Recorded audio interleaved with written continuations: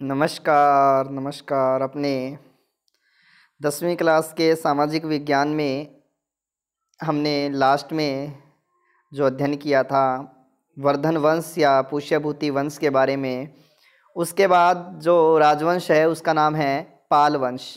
ठीक है। और जो पाल वंश है वो पाल वंश जो है उसका जो उद्भव है या जो स्थान माना जाता है वो बंगाल क्षेत्र माना जाता है। कौन सा? बंगाल, जो भारत के पूर्वी साइड में है। ठीक है। और यहाँ पर जो है इस वंश का उद्भव हुआ था, कब हुआ है? लगभग 750 ईस्वी में हुआ है। ठीक है। और किस से या इसका जो संस्थापक है वो किसको माना जाता है? तो इसका जो संस्थापक है वो किसको माना जाता है? इसका संस्थापक किसको माना जाता है? गोपाल को माना जाता है। ठीक है। इसको संस्थापक जो है किसको माना जाता है? गोपाल को माना जाता है। ठीक है। पाल वंश का दूसरा शासक जो है उसका नाम क्या है? धर्मपाल है। ये महान शासक है और इसने अपनी सीमा उत्तर प्रदेश में पड़ता है, कन्नौज, वहां तक विस्तृत कर दी थी। ठीक है। और अब क्या है कि ये जो है यहाँ पर जो प्रश्न पूछा जाता है वो त्रिगुट संघर्ष से पूछा जाता है। ये जो त्रिकोणात्मक संघर्ष बताया ना, इसी को कहा गया त्रिगुट संघर्ष। देखो वो इस तरह से प्रारंभ हुआ था, जैसे मान लो ये जो बीच की दूरी है ये कौन सी है? ये कन्नौज है। कौन सी है? कन्नौज है। और कन्नौज जो है और यहाँ पर जो है शासक है प्रतिहार राजा है। कौन सा राजा है? प्रतिहार। ठीक है। और यहाँ पर जो राजा है वो कौन सा है? राष्ट्रकूट राजा है। कौन सा राजा है? राष्ट्रकूट। और यहाँ पर जो शासक है वो कौन सा है? पाल राजा है। तो यहाँ से जो प्रश्न पूछा जाता है कि पाल जो ये आपके त्रिगुट जो संघर्ष है वो किस क्षेत्र को लेकर हुआ था, तो आपका आंसर क्या रहेगा? कन्नौज को लेकर हुआ है। ठीक है। अगर पूछे कभी ये जो त्रिगुट संघर्ष है वो किसको लेकर हुआ था, तो आप आंसर क्या दोगे? कन्नौज को लेकर हुआ था। अगर आपसे पूछे कि भाई इस त्रिगुट में कौन कौन से राजवंश सम्मिलित थे, तो उत्तर में कौन सा था? प्रतिहार। और दक्षिण भारत का कौन सा है? राष्ट्रकूट। और पूर्वी भारत का कौन सा है? पाल है। ठीक है। तो ये जो है त्रिकोणात्मक संघर्ष में क्या है? सम्मिलित थे। पाल वंश जो है वो कौन से में? त्रिकोणात्मक संघर्ष में ये जो है ये इतने शासक जो है या इतने राजवंश जो है वो सम्मिलित थे। ठीक है। ये प्रश्न आया हुआ है और पूछा भी जा सकता है कौन कौन से राजवंश है, तो प्रतिहार है, राष्ट्रकूट है और पाल है। तीनों का ध्यान रखना। ठीक है। यही इसमें बता रखा है कि त्रिकोणात्मक संघर्ष में भी अपने राज्य को इन्होंने क्या रखा था? सुरक्षित रखा था। और किन किन के मध्य हुआ था? राष्ट्रकूट और प्रतिहारों के मध्य हुआ था। उसके पुत्र एवं उत्तराधिकारी जो देवपाल है उसने भी कई युद्धों में विजय प्राप्त की थी और इसने अपनी राजधानी को जो है पाटलिपुत्र से क्या बना लिया? बंगाल बनाया था। पाटलिपुत्र वर्तमान पटना। ठीक है। वर्तमान पटना अर्थात ये कहाँ है? तो बिहार में। ये प्रश्न भी आपके आ सकता है। ठीक है। आपके मैप में पूछ सकते हैं। कहाँ से? मैप में आपसे पूछ सकते हैं। तो इस तरह के जो क्वेश्चन है आपसे पूछे जा सकते हैं, तो ये ध्यान रखना। इसके बाद में जो है अब राजधानी पाटलिपुत्र से बंगाल हो गई और उसकी राजसभा में सुमात्रा के राजा बालपुत्र देव का दूत आया था। सुमात्रा, जावा, सुमात्रा जो द्वीप है, जो मलेशिया वगैरह जो है ना, वहाँ पर जो द्वीप है जावा, सुमात्रा वगैरह वो वहाँ पर पड़ते हैं। ठीक है। तो वहाँ का राजा कौन था? बालपुत्र देव का जो है दूत आया था। और देवपाल कब? 810 से 850 इसका कालक्रम माना जाता है। के बाद पाल वंश की जो राजशक्ति शासकों की निर्बलता तथा गुर्जर प्रतिहार राजाओं के आक्रमण के कारण क्या हो गई? क्षीण हो गई। देखो मैंने आपको जो ये संघर्ष बताया ना, तो यहाँ पर कौन सी है? गुर्जर प्रतिहार है। कौन सी है? उत्तर में प्रतिहार है। ठीक है। यहाँ कौन है? पाल। तो इन पालों ने क्या किया? इस कन्नौज पर अधिकार कर लिया था। किस पर अधिकार कर लिया था? इस कन्नौज पर अधिकार कर लिया था। लेकिन पहले अधिकार इस पर किसका हुआ है? प्रतिहारों का हुआ है। इसीलिए जैसे ही पाल वंश के राजा इस पर अधिकार करना चाहें तो रोकेंगे कौन? प्रतिहार रोकेंगे, जिसके कारण इनकी शक्ति क्या हो गई है? अब क्षीण हो गई है। प्रतिहारों के रोकने के कारण पालों की शक्ति जो है वो क्या हो गई? पहले से कमजोर हो गई थी। किन के रोकने के कारण? प्रतिहारों के रोकने के कारण। यही चीज यहां पर बता रखी है। ठीक है। नौवें राजा महीपाल प्रथम के राज्यकाल में चोल राजा राजेंद्र प्रथम ने लगभग 1023 ईस्वी में गंगा तक के प्रदेशों को जीत लिया था। मतलब ये जो है दक्षिण भारत से कहाँ आ गया था? उत्तरी भारत में आ गया था। ठीक है। जैसे मान लो मैं बात करूं तो ये जो है मान लो ये शक्ति जो है ये किनकी है? यहाँ पर पालों की है। ठीक है। तो यहाँ पर कौन शासन कर रहे हैं? पाल है। ठीक है, यहां पर क्षेत्र कौन सा आ जाएगा, पाल है। पाल के बाद में अगर मैं बात करूं तो यहां पर जो है, यहां पर है क्षेत्र जिसका नाम क्या है, कन्नौज है। कौन सा क्षेत्र है, कन्नौज है। यहां पाल हो गए, यहां कौन से हो गए, और जो प्रतिहार हैं, जो प्रतिहार राजा हैं, उन प्रतिहारों का जो शासन है वो कहाँ है, वो यहाँ है प्रतिहारों का शासन। ठीक है, अपने राजस्थान के अंदर ये वैसे प्रतिहार है, और उसके बाद ये कन्नौज चले गए थे। ठीक है, तो इस तरह से जो है अब ये पालों ने पहले जो है संघर्ष किनके साथ मोल लिया, प्रतिहारों के साथ, प्रतिहारों के साथ संघर्ष मोल लिया, लेकिन इनसे पालों को क्या करना पड़ा, हारना पड़ा। और पाल एक राजवंश का नाम है, ठीक है ना, पाल एक क्या है, राजवंश का नाम है। अब भाई ये जो है ये किस पर अधिकार करना चाहती हैं, बार बार कन्नौज पर। प्रतिहार भी क्या चाहती हैं, कन्नौज पर अधिकार करना। हालांकि प्रतिहारों ने जो है इस कन्नौज पर अधिकार भी कर लिया था, लेकिन पालों को तो क्या होना पड़ा था, बार बार पराजित होना पड़ा था। तो ये यहाँ पर क्या कह रहे हैं कि जो पाल वंश का राजा है राजेंद्र प्रथम, इसने लगभग अपना जो साम्राज्य है वो कहाँ तक ले गया था, ये तो अपना साम्राज्य इसने कहाँ तक फैला लिया था, गंगा के मैदान तक। मतलब ये बंगाल से कहाँ तक आ गया था, इस मैदान तक, यहाँ तक ये जो है फैल गया था। ठीक है, तो अब इसके बाद में आगे बात करें तो 12वीं शताब्दी के मध्य पाल वंश की शक्ति जो है क्षीण हो गई, मतलब कमजोर हो गई थी।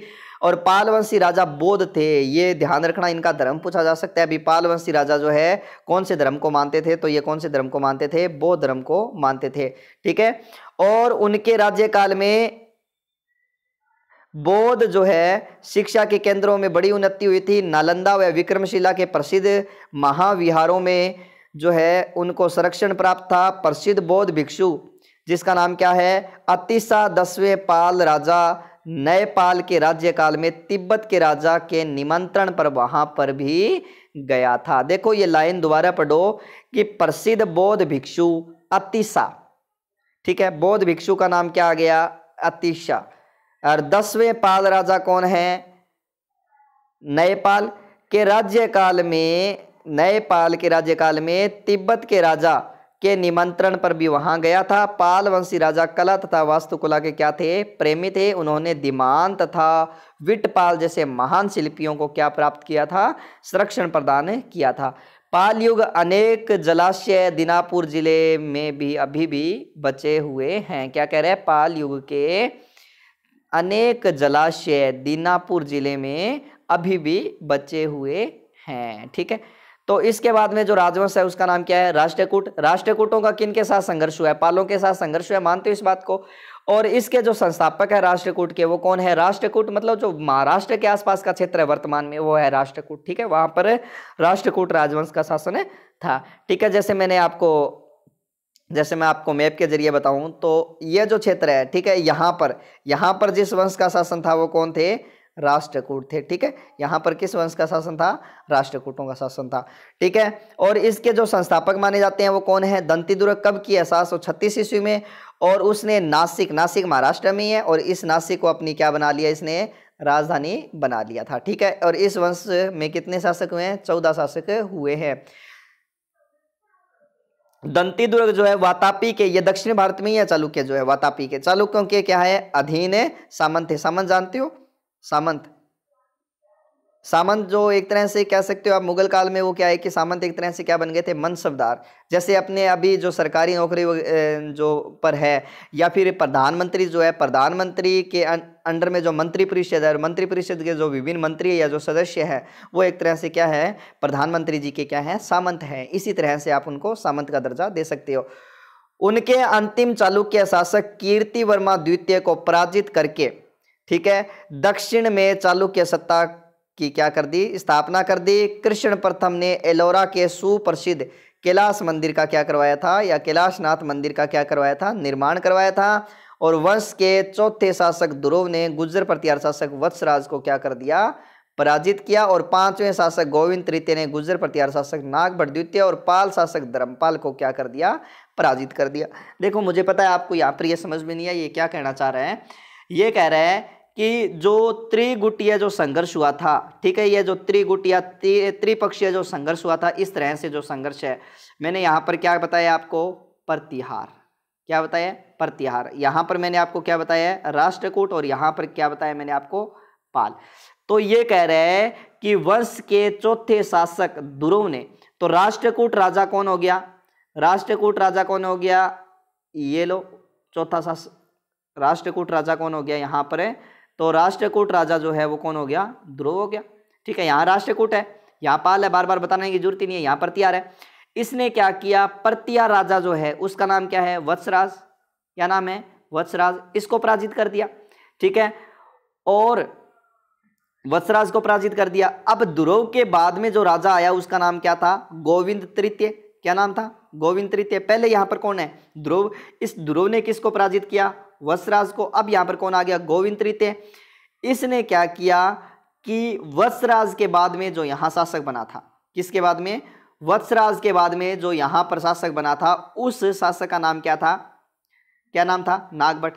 पहले इसने जो है, इसके पूर्वज ध्रुव ने किसको पराजित किया, वत्सराज को।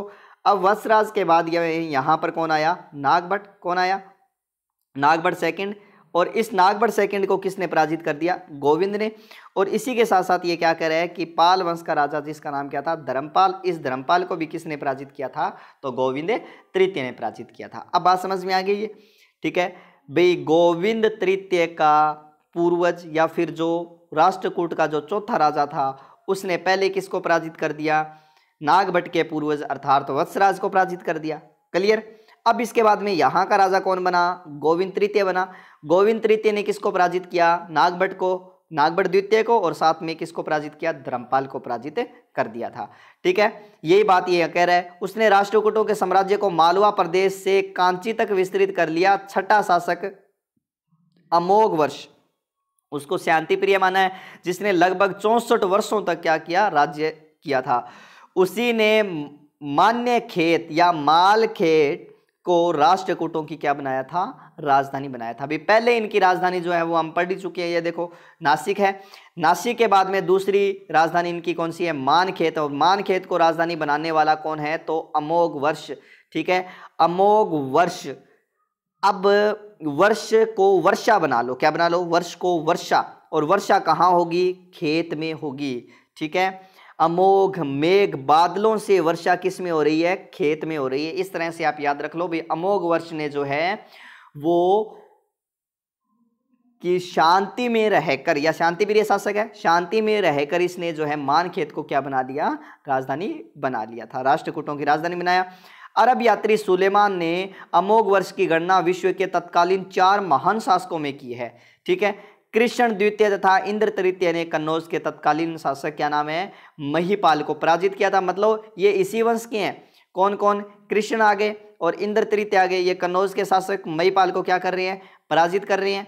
ठीक है, और पराजित करने, भागने को विवश कर दिया। और 12वें शासक कृष्ण तृतीय ने शासन काल में राष्ट्रकूटों का दक्षिण के चोल शासकों से एक दीर्घकालीन संघर्ष आरंभ हुआ। अब देखो मैं आपको फिर से बताता हूँ बात। ठीक है, मैंने इस तरह से आपको त्रिपक्षीय संघर्ष बताया। यहाँ पर मैंने कौन सा वंश बताया आपको, प्रतिहार। यहाँ पर मैंने कौन सा बताया, पाल। और यहाँ पर मैंने कौन सा बताया, राष्ट्रकूट। कौन सा बताया, राष्ट्रकूट। ठीक है, राष्ट्रकूट में कौन कौन आ गया, ध्रुव आ गया, ध्रुव आया। ध्रुव ने किसको पराजित किया, मैंने यहां आपको बताया था ना, ध्रुव ने किसको पराजित किया था, यहां पर प्रतिहार शासक वत्सराज को पराजित किया। क्लियर, ये बात हम पढ़ चुके हैं। ठीक है, और इसके बाद में दूसरी बात जो है, गोविंद आया। इसके बाद में गोविंद ने किसको पराजित किया, नागभट्ट द्वितीय को पराजित किया। क्लियर, इसके बाद में कौन आया, कृष्ण आया, गोविंद आया, इससे पहले ध्रुव आया। कौन है, ध्रुव आया। ध्रुव ने किसको पराजित किया, वत्सराज को। ठीक है, इसने वत्सराज को पराजित किया। गोविंद आया, गोविंद ने किसको पराजित किया, नागभट्ट को। और इसके बाद में कौन आया, कृष्ण। कृष्ण ने यहाँ किसको पराजित किया है, महिपाल को। कृष्ण ने किसको पराजित किया, महिपाल को। और इसके बाद में यहाँ एक राजा और आए हैं जिसका नाम है इंद्र। इंद्र ने भी किसको पराजित किया, महिपाल को। ठीक है, ध्रुव, गोविंद, कृष्ण और इंद्र, इन्होंने किसको पराजित किया है। ठीक है, तो ये जो प्रतिहार राजा है, प्रतिहार राजाओं का नाम क्या है, वत्सराज, नागभट्ट और महिपाल, इनको क्या किया, इन्होंने पराजित किया है। ठीक है, इसके बाद में ये कह रहा है कि पराजित 12वें शासक कृष्ण तृतीय के शासनकाल में राष्ट्रकूटों का दक्षिण के चोल शासकों से एक दीर्घकालीन क्या हुआ था, संघर्ष हुआ था। अब है राष्ट्रकूटों का प्रभाव जो है पराभव कल्याणी के चालुक्यों द्वारा हुआ था। ठीक है, अब इसके बाद में चालुक्य शासक तेलप ने 973 ईस्वी में इस वंश के करक द्वितीय को पराजित करके मानखेत पर क्या कर लिया था, अधिकार कर लिया। वैसे सही नाम इसका मान्यखेत है, ठीक है, इस पर अधिकार कर लिया। और राष्ट्रकूट शासक वैदिक धर्म के प्रबल समर्थक थे। अब हमने पढ़ा पाल किसको मानते हैं, बौद्ध धर्म को, और राष्ट्रकूट किसको मानते थे, वैदिक धर्म को। राष्ट्रकूट वैदिक धर्म, ठीक है, उन्होंने कई भव्य मंदिरों का निर्माण करवाया था। वे संस्कृत तथा कन्नड़ साहित्य के पोषक थे। अरबों ने इस वंश के शासकों को बलहर या बलराज संबोधित किया है। मतलब इस शासकों को क्या कहा है, बलहर कहा या बलराज जो है बलराज कहा है। अब इसके बाद में जो राजवंश आया उसका नाम क्या है, गुज्जर प्रतिहार। ये वही है जो मैंने ऊपर बताया त्रिपक्षीय संघर्ष में, यहाँ मैंने आपको बताया था ना, वो गुज्जर प्रतिहार वही है ये, ठीक है। इस राज्य की स्थापना नागभट्ट नामक एक सामंत द्वारा की गई थी। और कब की गई थी, 725 ईस्वी में, ठीक है। कहाँ हुई है, गुजरात में। ये क्या है कि गुजरात में इसने बता तो रखा है, लेकिन विशेषता क्या हुआ कि जैसे मान लो यह आपका क्षेत्र है, ठीक है, यह आपका राजस्थान है, तो यहां पर जो क्षेत्र है ना, उस क्षेत्र के अंदर इन्होंने क्या है कि गुज्जर प्रतिहार वंश की नींव रखी थी। और ये जो कहां से आए थे, गुजरात से आए थे। और यहाँ क्षेत्र का नाम है जिसका नाम क्या है, भीनमाल। यहाँ पर इन्होंने इस क्षेत्र की क्या की है, स्थापना की है, ठीक है। विशेषता गुजरात सही है, कोई दिक्कत नहीं है, क्योंकि गुजरात का एरिया भी इसके अंदर आता था, ठीक है। अतएव गुजरात में रहने के कारण ये क्या कहलाए थे, गुज्जर प्रतिहार कहलाए थे। नागभट्ट प्रथम बड़ा वीर शासक था। उसने सिंध की ओर से आने वाले अरबों के आक्रमण का सफलतापूर्वक सामना किया। वत्सराज इस वंश का पहला शासक था जिसने सम्राट की पदवी धारण की थी। वत्सराज पहला राजा जिसने किसकी पदवी धारण की है, सम्राट की पदवी धारण की है। वत्सराज के पुत्र नागभट्ट द्वितीय 816 ईस्वी में लगभग गंगा की घाटी पर हमला किया और कन्नौज पर क्या कर लिया, अधिकारी। ये बात मैं पहले समझा चुका हूं आपको, ठीक है। वह अपनी राजधानी कन्नौज ले आया। नागभट्ट द्वितीय राष्ट्रकूट राजा गोविंद तृतीय से क्या हुआ, पराजित हुआ। ये मैंने आपको बता दिया है, ठीक है। इतना ध्यान रखना भी, ये जो राजधानी है कन्नौज, कन्नौज को राजधानी बनाने वाला प्रथम प्रतिहार राजा कौन था, तो कन्नौज को राजधानी बनाने वाला प्रथम प्रतिहार राजा नागभट्ट द्वितीय था, जो किससे पराजित हो गया था, गोविंद तृतीय से पराजित हो गया था, ठीक है। गोविंद तृतीय किस वंश का है, राष्ट्रकूट वंश का, इससे पराजित हो गया था, ठीक है। उसके वंशज कन्नौज तथा आसपास के क्षेत्रों में 1018-19 ईस्वी तक शासन करते रहे। ये बात सही है। इस वंश के सबसे प्रतापी राजा कौन थे, राजा भोज प्रथम, जो मिहिर भोज के नाम से क्या थे, जाने जाते थे या विख्यात थे, जो नागभट्ट द्वितीय का पुत्र था। अरब व्यापारी सुलेमान इसी के समय में क्या आया था, भारत आया था। भी अरब यात्री जो सुलेमान है वो किसके समय में भारत आया था, तो किसके समय में आया था, मिहिर भोज के समय में आया था, ठीक है। और अब क्या कह रहा है, अगला सम्राट महेंद्रपाल था, जो कर्पूर मंजरी नाटक के रचयिता महाकवि राजशेखर का शिष्य और संरक्षक था, ठीक है। क्या बता रहे हैं कि राजा कौन है, महेंद्रपाल। महेंद्रपाल का जो महेंद्रपाल है, इस महेंद्रपाल का जो दरबारी था, दरबारी मतलब संस्कृत का प्रकांड विद्वान था, जिसका नाम क्या था, राजशेखर। और इस राजशेखर ने किसकी रचना की थी, कर्पूर मंजरी की रचना की थी। किसकी रचना, किस ग्रंथ की रचना की थी, कर्पूर मंजरी की रचना की थी। महेंद्र का पुत्र कौन हुआ है, महिपाल। राष्ट्रकूट राजा इंद्र तृतीय से बुरी तरह पराजित हुआ, ये मैंने आपको यहां पर बता दिया था, ठीक है। अब इसके बाद में जो है, उसके बाद के राजाओं में भोज द्वितीय, विनायक पाल, महेंद्रपाल द्वितीय, देवपाल, महीपाल द्वितीय और विजयपाल ने 1013 ईस्वी तक अपने राज्य को कायम रखा।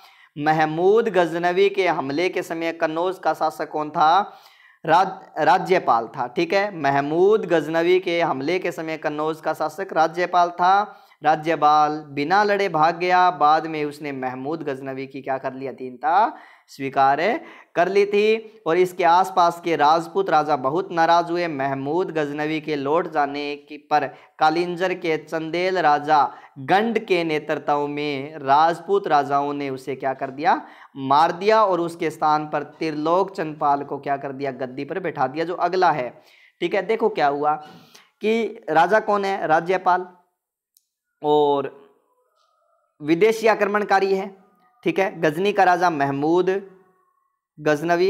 इस गजनवी ने किस पर आक्रमण किया, राज्यपाल पर। राज्यपाल पराजित हो गया, भाग गया। और बाद में इस महमूद गजनवी के क्या कर लेता है, अधीनता स्वीकार कर लेता है। अब क्या हुआ, जैसे ही यहां से महमूद गजनवी वापस गया, तो आसपास के राजाओं ने क्या किया कि इसको जो है राज्यपाल को क्या कर दिया, पराजित कर दिया। राजपूत राजाओं ने उसे मिलकर मार दिया था, ठीक है। चंदेल राजा था, गंड के नेतृत्व में उसे क्या कर दिया, मार दिया। और इसके बाद में इसके वंशज जो है त्रिलोक चंदपाल को क्या कर दिया, गद्दी पर बैठाया। कन्नौज के गहड़वाल राठौड़ वंश का उद्भव होने पर 11वीं शताब्दी के द्वितीय चतुर्थांश में, ठीक है, बाड़ी के गुज्जर प्रतिहार वंश को सदा के लिए उखाड़ दिया, ठीक है। और गुज्जर प्रतिहार वंश के शासकों ने अरबों को आगे नहीं बढ़ने दिया था। विशेष बात है, ये क्या कह रहा है यहाँ पर, राठौड़ वंश का उद्भव होने पर 11वीं शताब्दी के द्वितीय चतुर्थांश, मतलब लगभग ये बात कर रहा है तो 11वीं शताब्दी मतलब 1000 से लेकर 1100 के बीच का समय, ठीक है। द्वितीय चतुर्थांश, द्वितीय मतलब 1011 से लेकर